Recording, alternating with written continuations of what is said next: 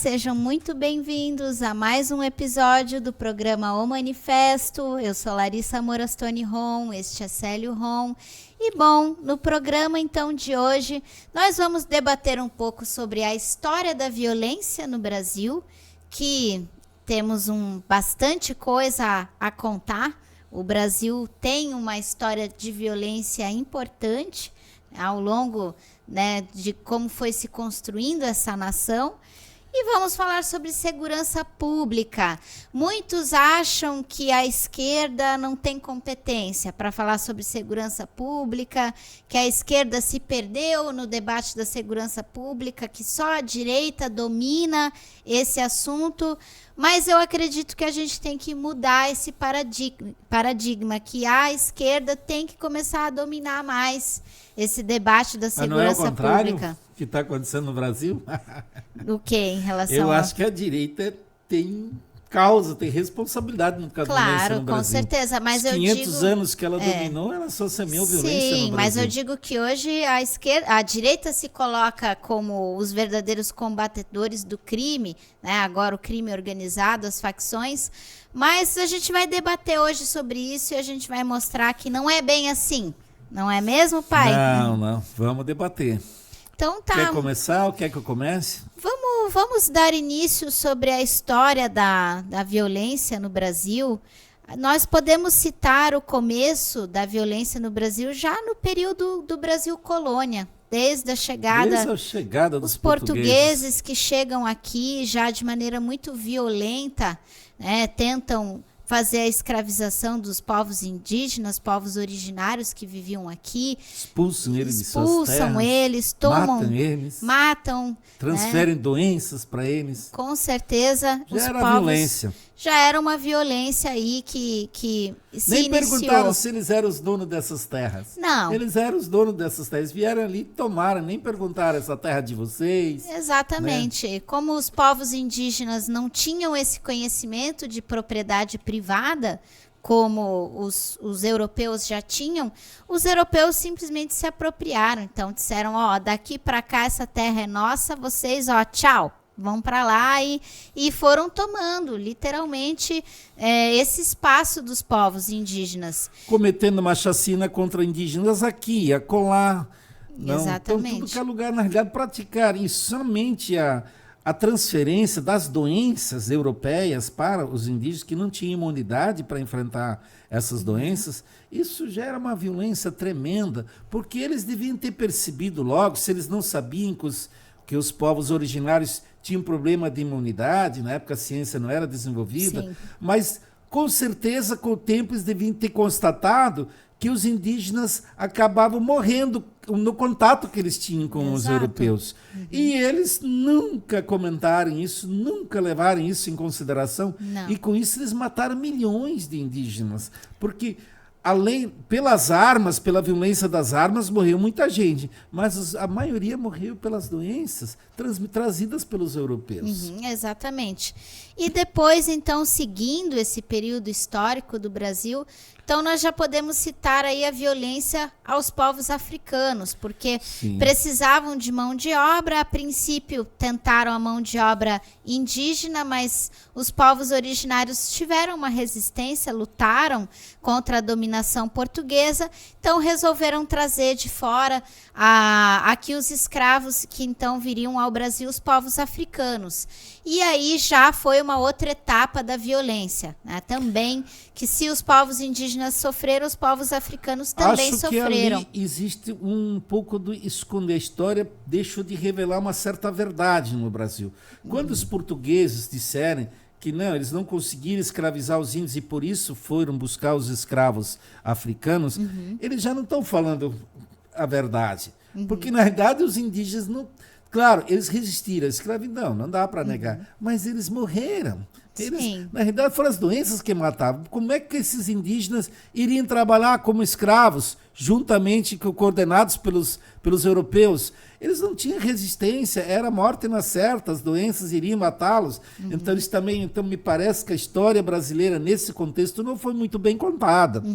Claro que houve resistência à escravidão. Mas, já que você falou dessa segunda fase ali da escravidão africana, essa foi, então, assim, se tu for olhar, foi uma tremenda violência. Você vai buscar povos lá na África, num outro continente, Exatamente. milhares de quilômetros de distância, vai trazer eles em porões de navios de negreiros, como chamaram, navios de escravidão. Muitos já morriam ali, na Grande travessia parte do já oceano, vinha, nem resistiam. Nem resistiam. Isso foi uma violência, assim, e essa violência, então, foi transportada para outro continente. Foram a violência nos dois continentes. Lá porque houve uma prisão forçada desses escravos, que eram povos livres também lá, e foram aprisionados e trazidos. Então, a violência aconteceu lá, né, porque isso gerou conflitos entre os próprios, né, esses indígenas de lá, esses caciques negros que foram corrompidos, né, muitos deles corrompidos para prender seus próprios pares e vendê-los. Sim. E isso já gerou uma violência lá no continente africano, em todo o continente africano, porque foi trazido negros de muitos países de lá. Sim. E aqui, então, imagina, eles foram trazidos para a terra estranha, com línguas diferentes, com culturas diferentes, trabalho que muitos deles Clima também... diferente, Trabalho tudo. que alguns deles ainda há pouco também dominavam, porque Sim. muitos deles vieram também de tribos na África. E pouco conheciam esse trabalho agrícola aqui, de trabalhar em engenhos de cana, ou trabalhar com mineração, como aconteceu mais tarde. Eles tinham pouco domínio disso. Então, olha a violência que se empregou. Aí isso foi tudo feito na base da força, da chibata, da violência física, moral, psicológica, sexual. A violência contra os negros foi bárbara. Então e quando esses se rebelavam, então a vida do negro não valia nada, ela podia ser dizimada a qualquer momento. Então, esses europeus, eles se achavam, diziam que eles tinham domínio absoluto sobre os negros, e diziam mais, eles eram mais descarados ainda, diziam que usavam a religião deles, lá diziam, esses ali não têm alma, como os indígenas não tinham alma, os negros não tinham alma, eles tinham que ser batizados conforme os interesses da religião deles, e tinham que seguir a religião deles. Então, olha, a violência foi assim multifacetada. Fizeram tudo isso em nome da religião. Bom, em nome do dinheiro e da religião. Em nome do dinheiro também. Os negros da ali sociedade que vinham, de classe, isso. Os negros que vinham, eles eram menos do que qualquer coisa. Para eles não era um ser humano, não tinha essa humanidade ali para enxergar os negros dessa maneira. Eram tratados da maneira mais desumana possível, né? Que eles viviam nessa realidade. E os que se rebelaram foram mortos. Vida como foi o caso do Zumbi dos Palmares, né? Uma resistência que conquistou uma liberdade na região ali do Alagoas, esse grande, né, região, na época, mais de 20 mil escravos foragidos que se alojaram no Zumbi dos Palmares e levaram 100 anos ali, mas foram 18 ou 19 vezes atacados pelos portugueses. Foi a 19ª expedição de guerra contra o Zumbi dos Palmares que os europeus ganharam, né, que os portugueses ganharam. Usaram todos os mercenários de São Paulo ali, ligados aos bandeirantes. Né?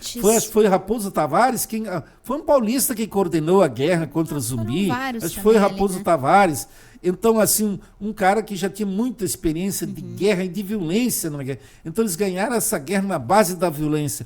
Então, foi uma chaga que ficou, inclusive, na história do Brasil. Marcou a violência do Brasil. Com certeza. Sem contar que depois, o período colonial, ele teve várias outras revoltas. Antes de nós já chegar no Império, no Brasil Império, já teve outras revoltas. Vide como foi a questão própria da Confidência Mineira, da tentativa da independência, a Conjuração Baiana e tantas outras.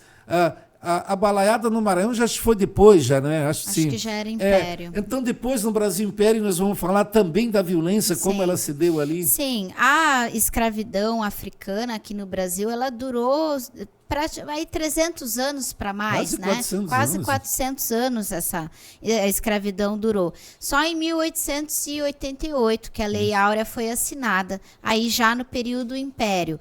E que nasce uma outra forma de violência que nós vamos falar muito. E o problema grande ali, né, fizeram a abolição da escravidão, o Brasil foi, acho, da América, foi o último, né? Foi a abolir, um dos sim. últimos a abolir a escravidão. Apenas aboliram por pressão, já que a Inglaterra já estava pressionando. Então, levou-se muitos anos para ter a abolição. E quando a abolição aconteceu, os negros não tiveram direito à terra, não tiveram direito a nada. Não deram salário para eles. Não teve reforma agrária. Não nada. indenizaram esse dano moral que eles Exatamente. causaram aos negros. Os negros literalmente ficaram sem comida, sem roupa, ficaram sem terra, ficaram literalmente completamente abandonados. Exatamente. Assim, da libertação. Então a Lei Áurea, ela foi assim meramente para dizer, vocês estão livres. Mas que Mas não liberdade deram os negros nada pra ganharam? eles. E aí ali surge o outro ciclo de violência. A partir dali nasce um imenso ciclo de violência. Porque daí os negros tinham que sobreviver na base do pequeno furto, buscar comida, roubar comida, porque como é que tu iria sobreviver? Exato. Não havia meios de sobrevivência. Então, olha que crueldade E se já aí praticou começam contra... a se criar os bolsões de pobreza, Claro, porque os para bolsões onde de pobreza. esses negros foram? Tiveram que ir para a periferia e Ali arrumar um canto começou para já morar. os núcleos de favela, alguns núcleos de favela já começaram ali naquele momento. nesse período. Então já ficaram totalmente desamparados pelo Estado daquele período. O Estado não ajudou em absolutamente os negros naquele momento. E mais para frente vamos citar mais sobre a atuação do Estado, sobre como o Estado age nessa violência, né, Ele é um dos contra a grandes população. causadores da violência no Brasil, Mesmo, o próprio Estado. O próprio Estado. Então, vai surgindo esses períodos de essas pobrezas dentro do Brasil Império, e aí vão se gerando revoltas. E aí a gente já pode falar, né, como você comentou antes, a balaiada, né, já entraria no período Sim. Império, já a revolta dos malês também. A Guerra do Farroupilha aqui no Sul, né? Sim, Foi nesse período, foi 1844 começou. Então, já o período ali do Império, a gente já começa a ver essas revoltas em relação às mazelas que se tinham. Se antes as revoltas aconteciam dos povos escravizados, agora também acontecem as revoltas em relação às mazelas que se criaram, às pobrezas que se criaram, à desigualdade social. E o Estado, que não trabalha, não ajuda essa população que está na periferia, o Estado vai lá e retribui com mais violência ainda. O imperador Dom Pedro II, ele cometeu imensas atrocidades porque ele esmagou dezenas de revoltas no Brasil. As populações muitas vezes estavam lá reivindicando uma autonomia mais regional ou buscando algumas melhorias sociais. Exato. Ele esmagou tudo o que veio.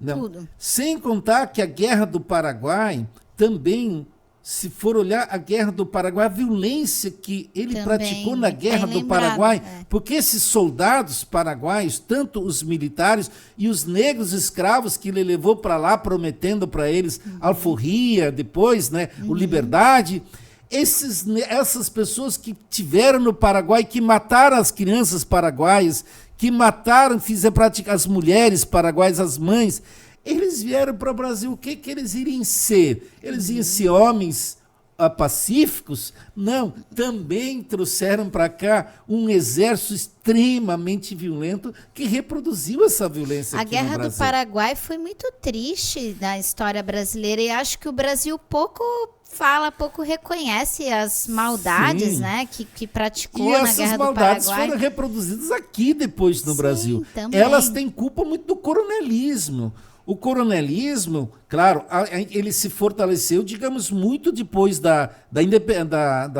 do fim do Império, né, com a proclamação da República. Mas o coronelismo nasceu com a proclamação da República. Ele já estava estabelecido aqui desde as capitanias hereditárias, a forma como as terras foram distribuídas aqui, a forma como o Império distribuiu as terras. E aí, claro, depois o coronelismo ele só se fortaleceu no Brasil depois, na Primeira República. Isso, né? E já agora entrando na República, então já vamos falar sobre como a República Velha também já foi mais extremamente violenta, cada vez muito cruel, muito cruel, violento. Já outras, aí nós já podemos... Vide como foi ali a revolta do Rio de Janeiro, ali em 1911, a revolta da chibata. Revolta a revolta da chibata. Revolta Nós da tinha chibata para os marinheiros. Claro, né? Revolta da vacina, que simplesmente não explicaram para a população o porquê de fazer a vacina. A população se revoltou e foram extremamente truculentos com a população. E a exclusão social que continuou com eles ali. Sim. O que foi aqui a guerra do contestado em Santa Catarina? A guerra do Matou contestado. 20 mil pessoas e de uma forma extremamente violenta. A degola, eles continuaram com a degola. Então, as guerras aqui no Brasil, a degola prevaleceu. Né? Foi da Guerra dos Farrapos, foi muito usada a degola. Então, veja só, o que é a degola? Que agora usaram na favela ali do Alemão, teve uma degola lá que a polícia cometeu. Um jovem que teve a cabeça decepada. Né? Isso, né? Então, veja só. Então, a violência no Brasil, ela sempre foi reproduzida. Mas agora, no Brasil, da República, eu quero falar um pouco, e já também pós-Getúlio, o coronelismo. O coronelismo, ele foi o maior produtor de violência no Brasil. Porque o Brasil, na época, era rural, e o coronelismo ele dominava de norte a sul. E especialmente, então, no Nordeste, ele era mais fortalecido. Isso. Por que surgiu o cangaço no Nordeste? Como um movimento para se opor ao coronelismo. Então, claro, Lampião foi... Um dia eu quero falar do Lampião, nós vamos gravar um programa sobre Lampião aqui. Sim. Não existia poder judiciário no interior do Brasil. Não. Os juízes, poucos que tinham, algumas cidades um pouquinho maior, eram todos submetidos ao coronelismo, tudo corrupto. Os jagunços querendo ser corrupto ou não, eles eram obrigados a trabalhar em favor dos coronéis, eles não podiam dar sentença contra os coronéis. Os jagunços é quem trabalhava, eram os matadores de aluguel, né? Alguém todo com coronel dinheiro tinha seus jagunços. Todo coronel trabalhava com os jagunços. Então, os jagunços praticavam... Eu tinha uma briga com você, aí eu ia lá e pagava um jagunço para te matar, né? Sim. Era assim que funcionava. Então, assim, o coronelismo, ele tomava as terras dos camponeses. As terras eram tomadas pelos coronéis, assim, de forma tudo violenta. Então, o conflito da terra, o problema foi que esse país não fez a reforma agrária. Exato. Um dos grandes causas, das maiores causas da violência do Brasil, e repito aqui para quem está nos ouvindo entender bem, uma das maiores causas da violência no Brasil foi a falta de uma reforma agrária. Ela ceifou a vida de milhões e milhões de brasileiros. Ela semeou também a fome e a miséria. Ela também é a causa das favelas no Brasil e da violência que nós temos hoje. Essa violência que nós presenciamos no Rio de Janeiro, São Paulo, em todas as grandes cidades, ele tem nome, ele tem uma causa. Claro, é estrutural. Hoje você pode trazer outros fatores, outros ingredientes que se somaram a ele. Mas a sua raiz está lá na concentração da terra. A grande concentração de terra.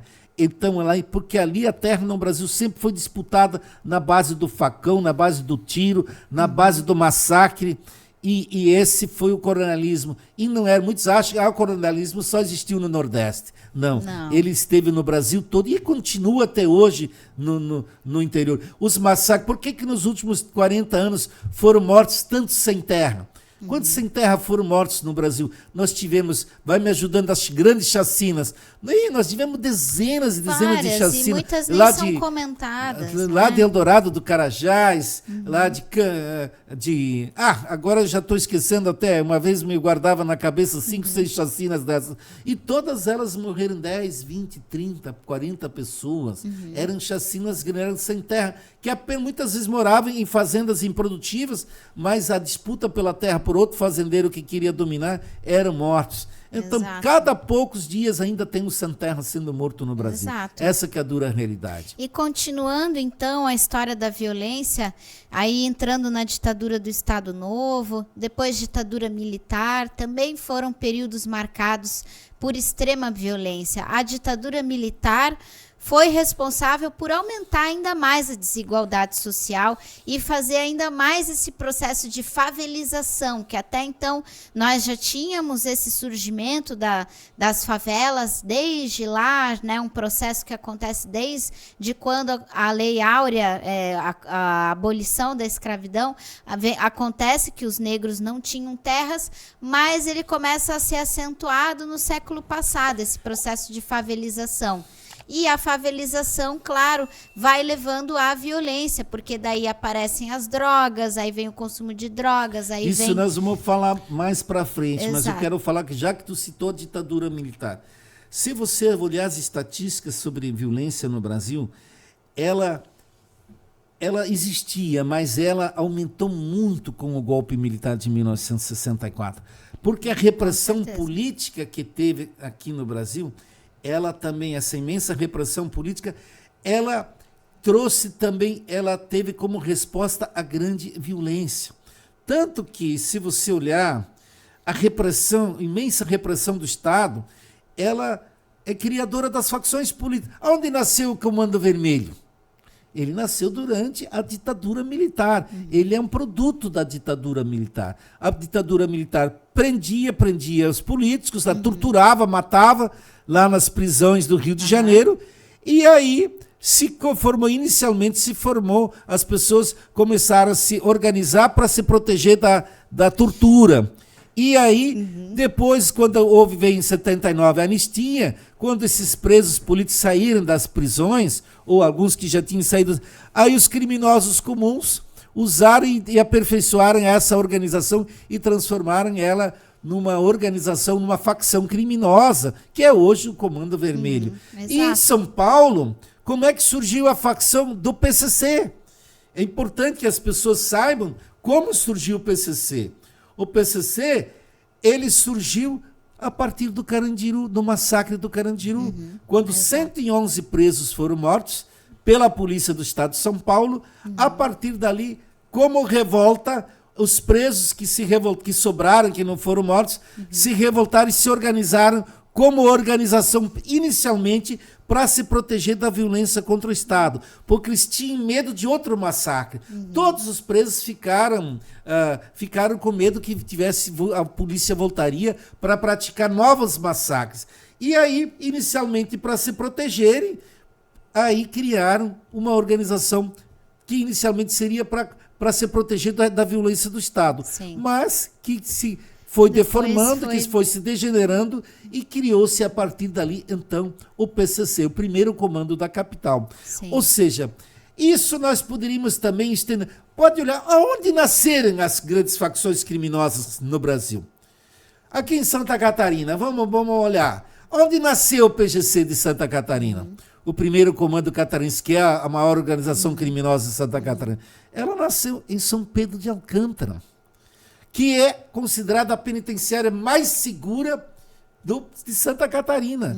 Então, essas penitenciárias tidas como seguras, ali que surge o crime organizado. Eu não posso falar de Alagoas, eu não posso falar do Ceará, eu não posso falar de Belém, de Manaus, porque eu também não tive acesso, ainda não estudei como é que as organizações criminosas se formaram aqueles estados. Porque também os presos vivem ali em condições subhumanas, dentro desses presídios, superlotação, não tem absolutamente direito a nada, estão expostos a doenças, a problemas, brigas, conflitos internos e não tem nenhuma ajuda desses presos. E essas revoltas vão acontecendo porque também. Aqui em Santa Catarina eu vi nascer o crime organizado. Sim. Em Santa Catarina. Eu já era advogado quando o crime organizado começou aqui em Santa Catarina. Então, veja só como são as coisas. Então, um Estado repressor, uma polícia muito violenta também. Exato. Essa matança, essas chacinas, no Rio de Janeiro, todos nós vimos dezenas e dezenas de chacinas no Rio de Janeiro. Por que o Rio de Janeiro está tomado pela violência? As pessoas poderão... lá porque tem muito tráfico de droga e muito contrabando de armas. Sim. Hoje também. Agora, a principal... Da onde que veio isso? A principal causa da violência no Rio de Janeiro, claro, é estrutural. São as pessoas da favela, excluídas socialmente, mas também é devido A polícia que é violenta. Essas chacinas, cada chacina que se comete no Brasil, e o Rio de Janeiro é exemplo disso, cada uma delas multiplica o crime. Exatamente. Então, se você mata hoje, como aconteceu agora, 122 pessoas mortas numa operação dessas, o crime é organizado, ele sabe, ele vai agora trabalhar num potencial... Vai se reestruturar e vai ficar maior. Não, ele já existe, ele não precisa nem se reestruturar ali, porque a polícia saiu da favela. Ele agora vai se multiplicar. Ele sabe, se ele antes tinha 5 mil armas, vamos supor, 1.000 armas, agora ele vai trabalhar para ter 20, 30 mil armas. Exato. Então, Perfeito. ele vai se multiplicando e contratando mais soldados. Vai aumentando ainda mais a força dessas facções criminosas. Porque a nossa ignorância no Brasil, a elite brasileira, isso é bom aqui, Larissa, a gente dizer isso, a elite brasileira, ela não admite as causas reais da violência no Brasil. Exato. Ela precisa esconder, porque a violência no Brasil, ela tem as elites como causa. A concentração de renda, um Estado desses... Veja, isso é um Ministério Público no Brasil. O Ministério Público que combate, foi criado para combater a violência. Eu diria que, em grande parte, ele também tem culpa na violência no Brasil.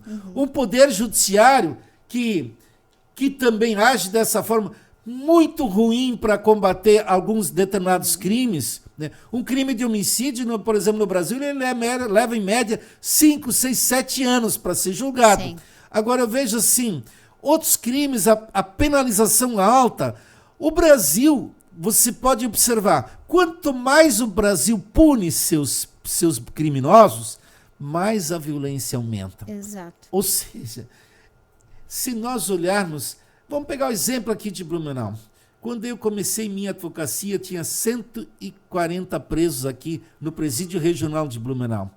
Agora, se alguém me perguntar quantos presos hoje tem em Blumenau, tem a PIB agora, uma penitenciária industrial que tem 2.000, 2.000 ou mais. Tem aqui, onde antes tinha 140 presos, agora tem 1.000, já teve mais de 1.000 presos. Isso é o que eu gostaria de Sem falar. contar que as mulheres são levadas para fora ainda. Outra hora ficavam aqui em Blumenau. Hoje são levadas para Balneário Camboriú, para Itajaí, ou seja...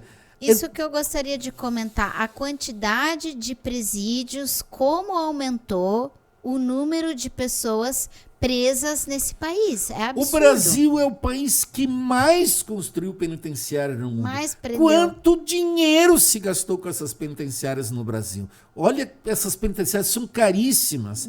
É uma estrutura enorme de funcionários, de seguranças. E a própria estrutura em si dos prédios, os enormes terrenos, é muito gasto que você tem com as penitenciárias. Acho que daqui a pouco até nós vamos ser presos. Até nós vamos então, lá. veja só, a situação, nós temos, por exemplo, 40% dos presos que sequer estão condenados, mas estão lá presos, não foram nem julgados ainda. Nós somos, como diz, o país que tem mais presos proporcionalmente no mundo. Né? E cada vez mais vai lotando essas prisões e pessoas vivendo ali, cubículos amontoadas, sem estrutura, sem nada. Nós somos o país que mais aumentou as penas também. Isso, se você olhar, é uma sucessão de aumento de penas. Se você pegar o Código Penal, que foi criado na época de Getúlio Vargas, e olhar o tamanho daquelas penas, a forma como elas foram aumentadas, cada pouco se cria uma qualificadora. Nós criamos a lei de crimes hediondos, nós estamos transformando tudo que é crime agora em hediondo, para ter mais pena, para ficar mais tempo preso.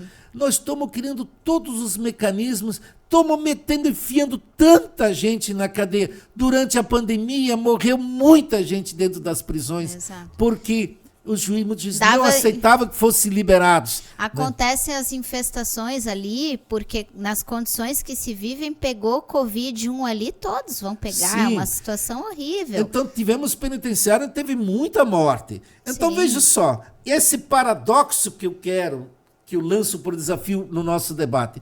Se você pratica toda essa repressão, essa punição por parte do Estado brasileiro, via Poder Judiciário, via Ministério Público, via Polícia, seja a polícia estadual, militar, seja a polícia civil estadual, ou seja mesmo a polícia federal. Como então essa violência tem aumentado tanto? Essa Exatamente. pergunta cada brasileiro tem que se fazer. Adiantou? As pessoas gostam de gritar. Mais pena para isso. Agora, a direita cadeia, no Brasil mais prisão, a né? direita quer tornar as facções criminosas agora em narcoterroristas, Exato. colocando o Brasil em ameaça, inclusive, colocando o Brasil em risco de nós sofrermos sanções econômicas. Nós sofremos até ataque Sermos militar, quem sabe, atacados, né? militarmente, como a família Bolsonaro está pedindo que o Brasil seja bombardeado. Né? Então, isso que a sociedade brasileira, ela não pode, como agora ela ficou aplaudindo aquela chacina no Rio de Janeiro e aplaudindo o governador, que era um governador ligado ao Comando Vermelho. É bom colocar que nos estados um dos mais violentos, como o Rio de Janeiro, o governador está ligado Exatamente. com o crime organizado. Isso que eu gostaria de pontuar. São Paulo, o PCC, Deixa eu o só- governo de São Paulo está ligado ao PCC. Exato. Ele está dentro, inclusive na Faria Lima hoje. Várias empresas, transporte, combustível, fintechs. Meu Deus, esses caras têm banco para, vamos usar uma linguagem mais assim, bancos e financeiras, Tem muitas para as pessoas coisas. compreender melhor o que seja isso. Então, como é que nós vamos ter moral de fazer chacina ali, dizer, vamos matar 100 ou 200 bandidos aqui, que daí nós vamos criar paz? É isso que eu gostaria de pontuar. A direita no Brasil, historicamente, ela sempre construiu esse debate da segurança pública em cima do bandido bom é bandido morto, tem que aumentar a pena, tem que aumentar a cadeia, presídio, e quanto mais tempo, para eles tinha que ter pena de morte, tinha que ter prisão perpétua. Eles acham que o caminho para resolver, na verdade a gente sabe o que eles pensam, né? Na verdade ali é muita corrupção envolvida, mas eles vão nesse discurso do caminho de quanto mais punir, melhor. Discurso fácil. Discurso Um fácil. Que pega bobos, que pega Exato, uma população. uma população que tem medo da violência. Claro. Obviamente que a população Ninguém brasileira está quer tomada ter- de medo pela Ninguém violência. quer ter o seu carro roubado, a sua casa roubada, Sua seu conta celular. bancária roubada, Óbvio. como está então, hoje. é muito fácil a população leiga, que às vezes não entende muito do assunto, eles pegam as pessoas por aí. E as pessoas defendem muitas vezes isso. Tanto que essa chacina do Rio de Janeiro, quantos por cento é o dado das pessoas que defenderam? Não, passou. A maioria defende essa operação. Acham que tem que matar os bandidos. Mas o caminho e o discurso que a esquerda quer abrir sobre a segurança pública é que não é esse, não Já é esse provou o esses lugar. 500 anos do Brasil, essa violência toda que nós estávamos relatando aqui historicamente que aconteceu. Será que nós não aprendemos as lições com o passado? Sim, exato. Será que a gente vai se manter na ignorância e sempre achar que podemos ter sorte e quem sabe no futuro resolver, a partir de umas chacinas, resolver o problema da segurança pública no Brasil? Sempre uma chacina, cada chacina que vai acontecendo parece que é uma maior que a outra. Jacarezinho já tinha sido a maior. 28 Agora já pessoas, veio aqui essa que aconteceu no Complexo Tivemos do Alemão outras com e Penha. 39 Sim, pessoas. que com- daí já foi maior. E todas elas a gente sempre vê, como a gente comentou, o reflexo é ainda mais o fortalecimento das facções criminosas. Elas saem ainda mais fortalecidas após cada uma das chacinas. A população tem medo da polícia. A polícia é truculenta, chega batendo, nem pergunta, já chega, né, violentando pessoas inocentes muitas vezes. E aí onde que a população vai procurar ajuda? Nessas facções. E elas Sim. vão se fortalecendo. A polícia brasileira, ela mata quase o mesmo número de pessoas do que os crimes de homicídio cometidos por pessoas não policiais. Olha só. A polícia brasileira, ela mata entre 40 ou 50 mil pessoas todos os anos no Brasil. Né? E o nosso maior índice de homicídios que nós já tivemos no Brasil foi em 2017. Foi de pouco mais de 65 mil brasileiros foram assassinados violentamente. Estou falando de homicídios, ou seja, tirar a vida das pessoas. Né? Hoje nós temos esse índice está um pouco menor, porque nos últimos anos ele diminuiu um pouco, porque não foi por causa das chacinas, foi porque agora o crime de homicídio ele migrou um pouco assim, o crime também migra. Então as pessoas hoje partiram mais para a violência da internet. Então, muitas pessoas, para buscar dinheiro... Os golpes digitais, as pessoas não têm mais tanto assalto armado, né? Então, menos pessoas morrem por violência de assalto armado. Quando você olha os lugares onde o crime ainda cresceu, como algumas regiões do Nordeste e do Norte do Brasil, por exemplo, em Altamira, no Pará, que é uma segunda cidade mais violenta, se você for lá, ela tem um histórico de violência, Altamira. Porque lá foi os gaúchos, os catarinenses, os paranaenses, os nordestinos, tudo foram para lá para disputar a terra. Lá era a grilagem, começou com a grilagem de terra e hoje ela é uma das cidades mais violentas do Brasil. Mas no Nordeste, de regra, e no Norte, por que isso é bom que os brasileiros entendam? É porque ali as rotas do tráfico, de fato, ali a violência, os homicídios têm muito a ver com o tráfico. O tráfico que vem lá do Peru, da Colômbia, das regiões que produzem a cocaína, da Bolívia, ele vem trazido pelos rios da Amazônia, ele vem trazido para dentro do Nordeste e ele tenta chegar nos portos do litoral nordestino, ali de Rio Grande do Norte e do Ceará, especialmente, ou outros.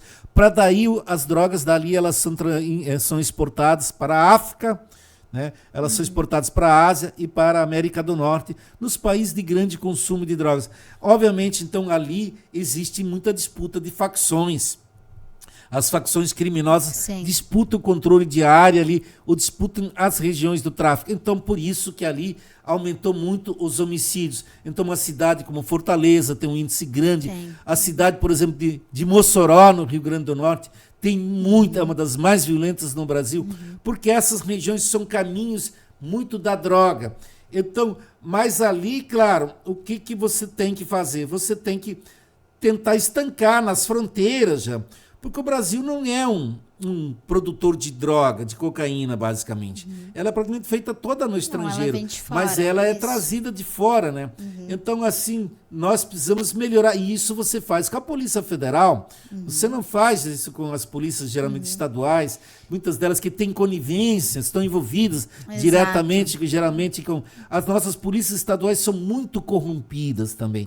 Então, muito corrompidas. Então, o crime as corrompe também. Então, isso é outro problema sério que nós temos. Então, quando os governadores agora foram contra a PEC da segurança pública e agora mais contra a PL, a lei contra as facções criminosas, claro, ali é porque eles têm pressão de as polícias estaduais, os governadores, pessoas que são ligadas à segurança pública, que não querem que a Polícia Federal trabalhe. Que cada poucos dias, esses dias, os familiares do governador do Rio de Janeiro estavam envolvidos lá, foram presos. Agora eu vi hoje pessoas muito próximas, mais uma vez ao governador de São Paulo, foram presas pela Polícia Federal. Então o crime organizado ele está nos dois governos. E a Polícia Federal é a única que consegue fazer, ainda porque atuar, o governo, porque a segurança pública do Estado de São Paulo, o secretário lá, o Derrite, o Guilherme Derrite, né? Ele agora que assumiu que eles botaram lá para ser o relator do projeto da segurança pública. Claro, ele é suspeito, ele é parcial, ele não tem imparcialidade ali. Então ele quer uma lei que proteja o crime organizado, na realidade, que atua nos estados. Então, disfarçadamente, eles dizem, nós não aceitamos que o governo federal mande na segurança pública do Brasil, porque isso tira a autonomia dos estados, as polícias têm que ter autonomia. Agora, o que as polícias, os governos dos estados sempre tiveram, a segurança pública sempre esteve na mão dos governadores no Brasil, das polícias estaduais. Isso é um problema. E o que eles fizeram nesses anos todos para melhorar a segurança pública? Nada. Quer dizer, se corromperam perante o crime organizado. Então está na hora, sim, de nós nacionalizar a polícia, de fazer a Polícia Federal de fato atuar. Isso vai resolver o problema? Ao todo, não. Ninguém aqui quer ser hipócrita, ninguém vai ser ingênuo, pensar que agora nós descobrimos o céu, agora nós descobrimos o caminho para acabar com a segurança pública no Brasil. Porque demagogia sobre segurança pública, olha, eu já vi muito na minha vida. Aqui em Santa Catarina, Larissa, você não vai lembrar, todos os anos, cada eleição em Santa Catarina para deputado federal e deputado estadual, nós elegemos comandantes das polícias militares aqui como deputados federais e estaduais. Quem não lembra que nós tínhamos aqui um coronel Pacheco, que era deputado federal? Eu até o nome deles esqueci porque eu quis esquecê-los, porque todos tinham uma história péssima na segurança pública. Exato. Todos foram, de regra, matadores, né? Era aqueles caras truculento, violento, nunca se preocuparam e foram numa favela conversar com as associações de moradores, conversar com essas pessoas. Como é que nós vamos tratar o problema da segurança pública aqui na tua favela, no teu bairro? Esses truculentos, eles só se elegem porque eles vão na televisão e nas rádios, e hoje, claro, tem internet também, e fazem sensacionalismo e batem no peito. Eu sou homem da segurança, eu fiz tantas operações policiais.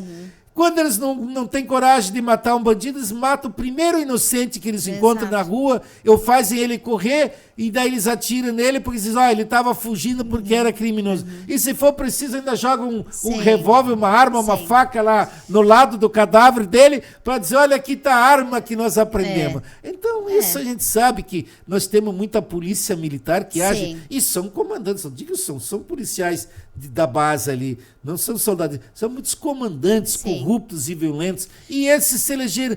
Quantos deputados nós elegemos, o povo elegeu na inocência agora, quantos delegados foram eleitos, deputado, prefeito, foram eleitos deputados federais, militares da Polícia Civil, da Polícia Militar, e tudo que se dizia, se fosse direito que se dizia da segurança pública, e dizia, não, nós vamos matar, nós vamos agir, nós vamos fazer operação, vamos pegar esses bandidos, vamos matar tudo, vamos exterminar.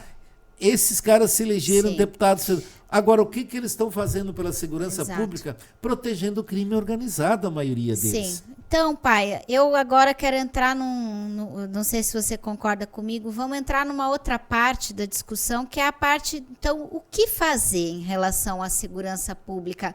Porque as pessoas, às vezes, ficam confusas. Se o caminho não é matar, se o caminho não é eu penalizar, se o caminho não é pena de morte, prisão perpétua, seja lá quem defende essas coisas.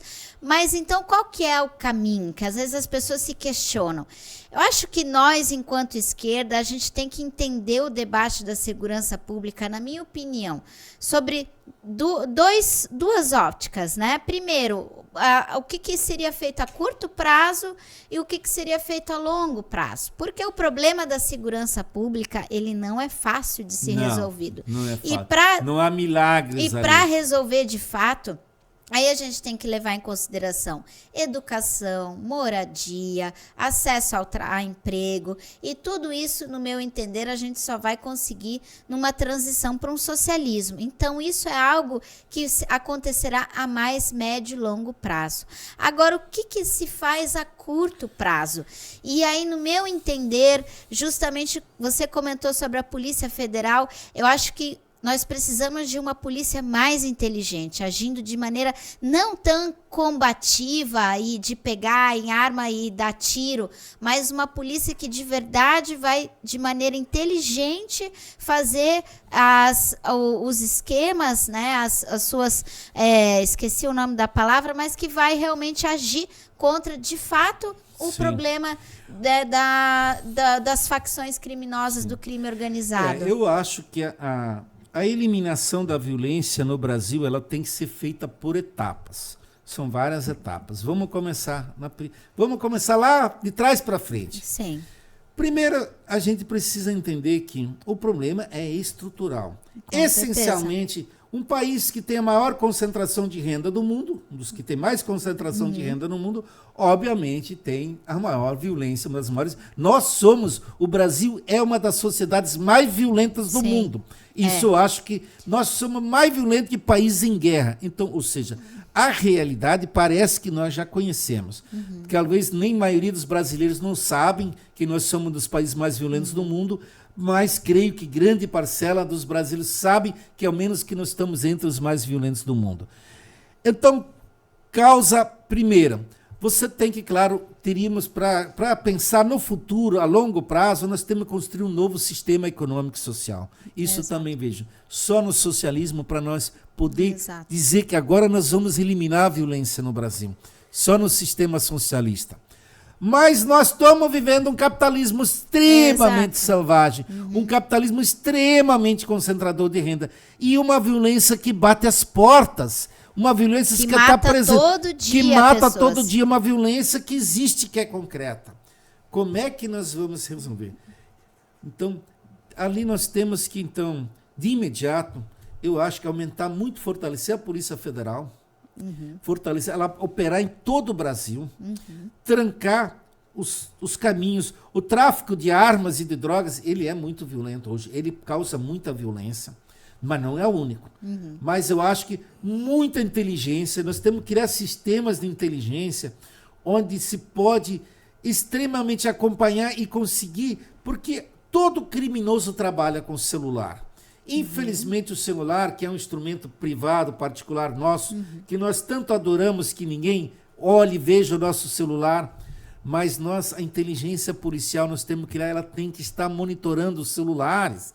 Infelizmente, nós temos que criar uma lei e que permita a penetração, porque os crimes, por exemplo, pedofilia, vamos pegar um exemplo, que eles acontecem praticamente tudo pelo celular hoje. Os crimes de desvio pela internet, os crimes de desvio de dinheiro de bancos, que são os que mais hoje, todo dia, milhares de brasileiros têm suas contas e roubadas. Então nós precisamos criar, porque a polícia estadual não adianta, eu acho que investir muito é na polícia estadual. A polícia estadual, nós teríamos que reformular todas as academias, preparar ela de forma diferente, porque as academias das polícias estaduais estão completamente corrompidas e não servem mais para nada. Então, nós temos que criar um policial estadual humano, um policial que ajuda a Polícia Federal, ele passa a ser um apoiador, um esteiro da Polícia Federal, mas não é essa polícia que está ali, que concorre entre ela, que está ali envolvida no crime, ou que só quer usar carrão, armamento também, e quer competir com os criminosos na base do armamento e sair dando tiro e não quer saber quem está na frente e mata inocentes. Então, eu acho que essas polícias estaduais, elas têm que ser formadas por outras... Reformular totalmente de essa polícia, academia. Porque é cada absurdo que tem nessa academia de polícia. Absurdos. Você vê como a rota em São Paulo fez... Nós já tínhamos uma rota no Rio, temos o BOPE, que são as polícias supostamente mais armadas, que mais seriam para combater o grande crime organizado. Agora, o que a rota fez em São Paulo? O que o BOPE fez no Rio? O BOPE no Rio está comandando as milícias. Está lá o Adriano da Nóbrega, que foi morto, que era assessor, ali o homem, que operador financeiro do Flávio Bolsonaro, ali que ajudava o esquema financeiro da família Bolsonaro ali para operar as milícias no Rio.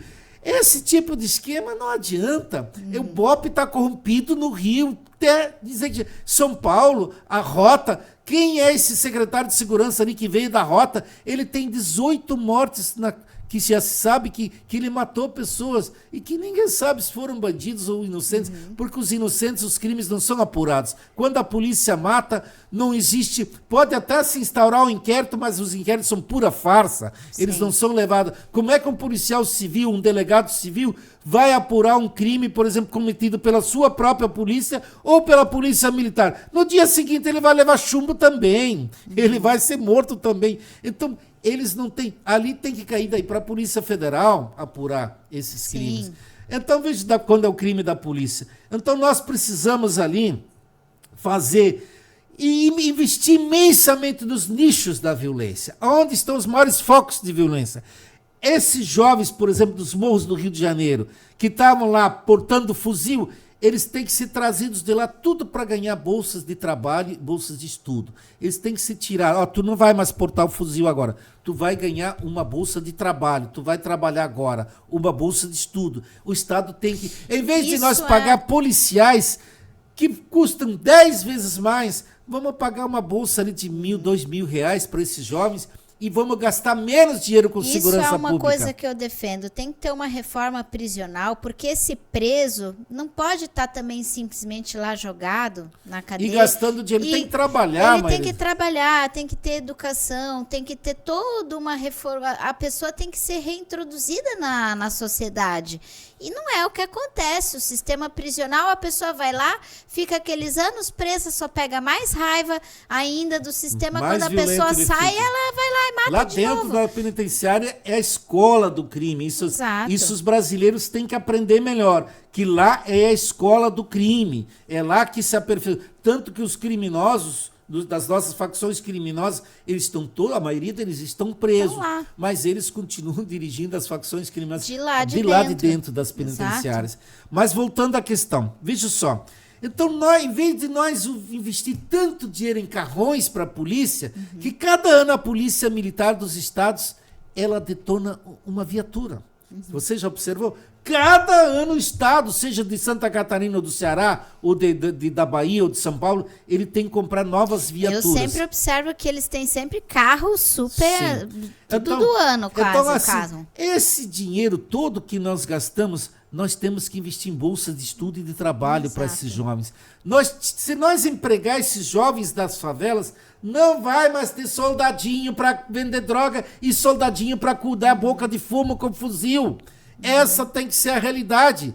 Os próprios traficantes que querem vender sua droga não vão mais ter gente para cuidar a boca de fumo. Eles vão ter que sair daquela favela porque não tem mais gente para tocar a boca de fumo deles. Isso é uma lei objetiva, clara, simples, mas a burguesia brasileira que manda nos governos dos estados, porque pode olhar, a direita administra praticamente todos os estados. Nós temos 4 governadores que são pseudo-esquerda também. A maioria desses governadores não tem um projeto, mesmo que se elege por partidos de esquerda, não tem um projeto claro de segurança pública. E aí, claro, tem que estar o governo federal e os governos estaduais também andar sintonizados.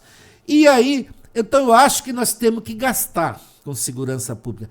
Esse Estado neoliberal não quer gastar nesses jovens. Ele até quer gastar com armamento para a polícia. Ele até quer gastar com a polícia. Esses parlamentares que ficam fazendo emenda para mandar milhões para comprar fuzil. Isso é uma coisa ridícula, absurdo. Agora, você não vê nenhuma emenda parlamentar destinada... Eu estou destinando para aquela favela lá, porque eu quero que seja pago 100, 200 bolsas em jovens lá e crianças. Então, não adianta. Outra, nós temos que resolver urbanizar essas favelas, porque quando você tem uma favela jogada, não é urbanizada, ali existe, você transforma ela o crime transforma ela em boca de fumo. As favelas têm que ser urbanizadas. É o crime que organiza a água, organiza o acesso à energia, eles que fazem essas organizações. A escola está provado, olha só, está provado no mundo. Quem, deixa eu ver, fez essas estatísticas, que eu não lembro agora, mas foi uma entidade mundial, não era da ONU, ou era da ONU, não lembro quem. Cada jovem, por exemplo, que não se graduou, não fez vou usar a palavra para todo mundo entender, que faculdade, ele tem 16 vezes mais chance de morrer do que um jovem graduado. Preciso dizer outras coisas? Quando a escola, o ensino superior é fundamental para manter a vida da nossa juventude. Porque o jovem lá da favela, esse que se mete num crime, ele, de regra, tem uma vida muito pequena. Você morar numa favela violenta, a chance de você chegar aos 40, 50 anos de idade é muito pequena. A tendência é de você morrer lá, ou por bala perdida, ou a polícia te matou. Porque isso também as pessoas precisam compreender, que quando a polícia faz uma operação na favela, quem corre leva bala. E agora você ficaria, essas pessoas que defendem essas chacinas, eu pergunto para elas, você ficaria parado, assim, ou mãos para cima, ou mesmo assim, esperando a polícia vir ali, ó, pode olhar, eu não tenho arma, eu não sou do crime. Sim. A polícia vai vir, ó. Isso já vai dar tá tiro em todo... E se você correr, vai se tiro, porque ele tá correndo porque pega é a bala bandido. perdida também. Não, e mais quem tá correndo, ela já tira também. Sim. Então, como é que você vai ter coragem, sabendo da violência policial, você vai ter coragem? Não, eu vou esperar a polícia vir aqui, eu vou ficar parado e vou dizer, ó, não tem nada a ver com esse crime aqui. A polícia vai acreditar na tua palavra. Tu é um bandido mais inteligente, você é um bandido mais disfarçado, então, ó, tu vai morrer. Então, gente, lá não tem, se ficar, correr o bicho pega, se ficar o bicho come. Exato. Essa que é a vida do jovem na favela. Então, por isso, digo, nós temos que trazer transporte que vá levar esses jovens para a escola e para o trabalho. Nós temos que fazer habitação. Nós temos que fazer áreas de lazer para essa juventude ter áreas básico, de lazer. E cultura, levar. Tudo mais, esporte. Olha o quanto o esporte delegacias ajuda. Organizadas, delegacias de polícias civis organizadas com soldados, policiais humanizados, que trabalhem, que as pessoas possam resolver suas divergências que tem eventualmente com o vizinho, lá uma disputa de vizinho, por um animal, por um gato, um cachorro, que vai lá se resolva isso lá na delegacia. Geralmente não tem delegacia lá, eles precisam andar 2, 3 mil metros para chegar numa delegacia próxima. E se chegam lá, se for visto que é do morro, já tem o preconceito contra eles. Já. A juventude negra, 70% dos homicídios violentos no Brasil são de jovens negros, né? Então as estatísticas mostram isso. Então é muito grave. Então nós trabalhando, vamos começar nos bolsões de maior violência, mas vamos vindo, porque a violência está em todo o país. E concomitantemente os governadores e os prefeitos, todos têm que ser levados para um projeto. Nós temos que ter um projeto de segurança único no Brasil, que envolva o governo federal, os governos estaduais e os governos municipais. E o prefeito e o governador que não seguir essas regras tem que ser cassado do mandato, tem que perder o mandato. Isso já tem que estar escrito na lei. Tem que estar na lei. Ele tem que provar, tem que ter órgãos de controle da segurança pública no Brasil, onde o prefeito tem que prestar conta, e o governador e o próprio presidente da República tem que prestar conta que fizeram, que destinaram os recursos orçamentários e que foi feito, e isso torna o Brasil uma grande operação de segurança pública. Isso vai dar credibilidade para as instituições, vai dar credibilidade para... E nesse concomitantemente organizar a população civil em conselhos de segurança. Não adianta, os conselhos de segurança têm que funcionar na sociedade brasileira. Né? Eles têm que... A população tem que participar da segurança pública. Isso não é tarefa que você pode delegar só para a polícia, porque no Brasil as entidades de segurança pública praticamente todas foram fechadas ou faliram, porque o povo delegou a questão da segurança pública para a polícia. E daí é que você abre mão da segurança pública. Exato. Aí você vai ver a polícia fazendo tiroteio, andando feito maluco com seus carros ali, fazendo gritaria com a sirene, com os barulhos deles, e a segurança pública não existe. A hora que a polícia for embora, o crime vai acontecer. Então, aqui, claro, para eu detalhar esse projeto, eu precisaria talvez de 2, 3 horas para falar sobre isso. Mas é um projeto nacional de segurança pública que nós temos que ter. Que tenha... Ele vai olhar a questão da violência contra a mulher, a violência contra gênero, vai olhar a violência contra a LGBT, ele vai olhar a questão racial, da violência racial, ele vai acompanhar a questão dos crimes pela internet, ele vai ter junto também a questão da pedofilia, ele vai tratar de toda a criminalidade, mas mais focado inicialmente para os grandes focos, porque lá nas favelas o crime organizado prejudica muito a vida da população. Veja só, a milícia no Rio de Janeiro, ela cobra imposto de tudo. Se você entrar com uma caneca de água lá numa favela, é capaz de dizer, olha, tu tem que pagar menos um imposto aqui. Tu tem que pagar pela água que tu tá levando na favela. Porque se chega um entregador de pizza lá, ele tem que estar credenciado, ele tem que pagar taxa. Então, eles criam muita dificuldade nas favelas. Então, claro que a própria população das favelas não quer viver sob o crime organizado. Outra...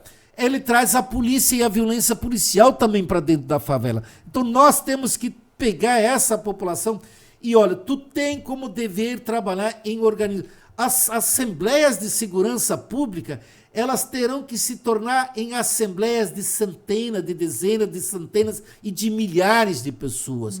Ou você tem que criar várias entidades. Se tu tiver que criar 10 conselhos, ou 20, ou 30, ou 50 conselhos de segurança num único bairro, numa única favela, tu pega essas favelas do Rio de Janeiro que tem 1 milhão de habitantes, como é a Rocinha.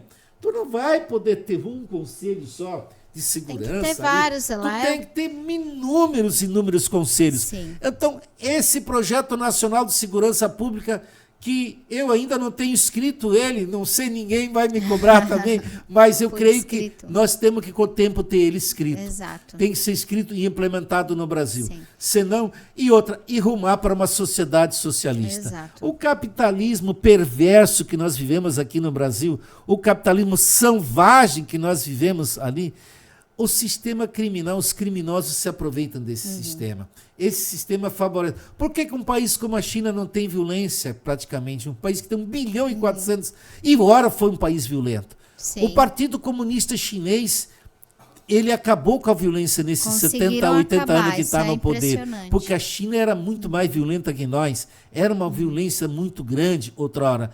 E especialmente no período que os ingleses foram lá e americanos e fizeram eles consumir ópio. Então, uma droga letal. Então é isso. Você quer terminar com o programa? Para não se estender mais, né, já nos prolongamos no debate. É um debate longo, complexo, mas acho que conseguimos trazer os pontos principais do debate.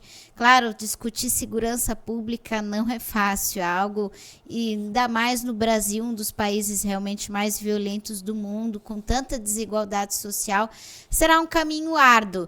Mas nós queremos mostrar que o projeto da esquerda vai ser o projeto mais garantido. Viável. O único viável. Porque esse projeto da direita aí não Esse já vai morreu, ter, há 500 não anos tem estão jeito, fazendo isso.